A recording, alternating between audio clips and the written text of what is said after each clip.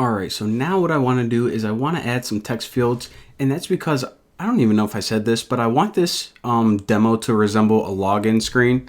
So we'll say that the user has to enter their email and their password, and then they click a button to log in. So a really simple login screen.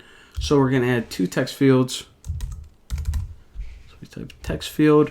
What I want to do with this first one is I just want to take it and I want to align it actually right above the middle, but I want to align it somewhere on the right hand side. Looks good. Alright, good enough. And now I want to add a label. And this label is going to align to the left side and make sure that it lines up with the middle of that text field. So, alright, we'll change the colors and everything in just a second. But now, this will, let me change the text on this. So this will be for the email. Type email and hit enter. Now let me deselect that text field. And I don't want to position it right in the center, so alright, that'll be good enough. And one more label that'll say email.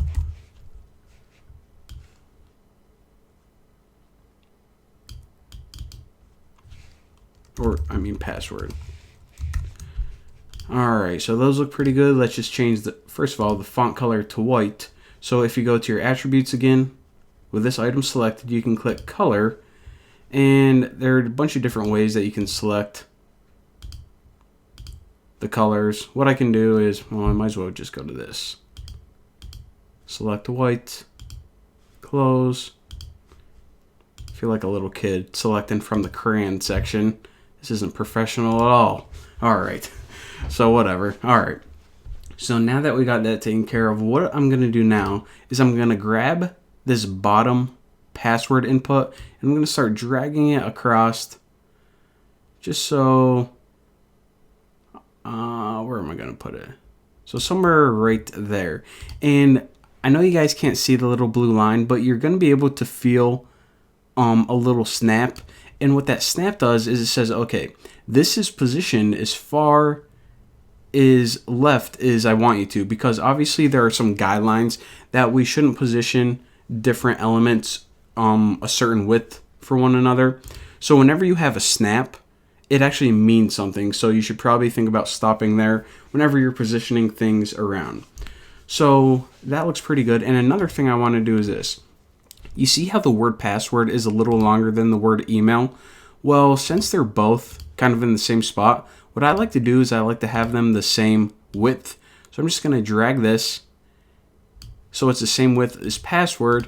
And later on, if we decide to, like align both of these to the right, then they're going to appear exactly like we want them. So that's a nice, another tip. Now that we have a decent looking interface, this is a pretty cool login screen. We can now hop into me teaching you what I wanted to teach you guys in the first place, and that is about the first responder. Now, the first responder is I'm going to show you guys how we can use it to fix an issue. And that issue is whenever we type something into one of these inputs, and then that software keyboard is going to pop up, like whenever you text someone. Well, if we ever try to get rid of it right now, it's not going to let us get rid of it because we have some logical issues. So I'm going to show you guys a couple different ways that you can hide that keyboard. So the first thing that I want to allow is just the user tapping the background.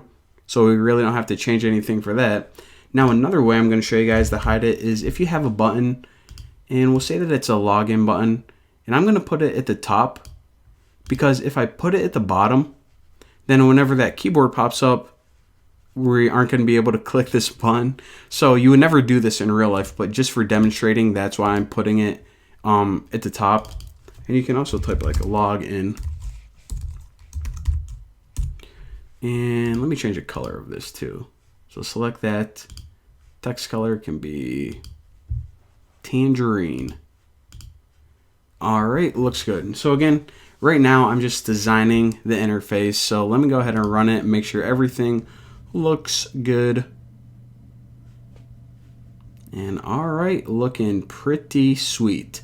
So in the next tutorial, if you guys are like, what the heck were you talking about with a keyboard? That doesn't make sense at all. I'll show you guys what happens whenever we type text in here, the problems that occur, and how we can use first responders to fix them. So thank you guys for watching, and I'll see you guys next time.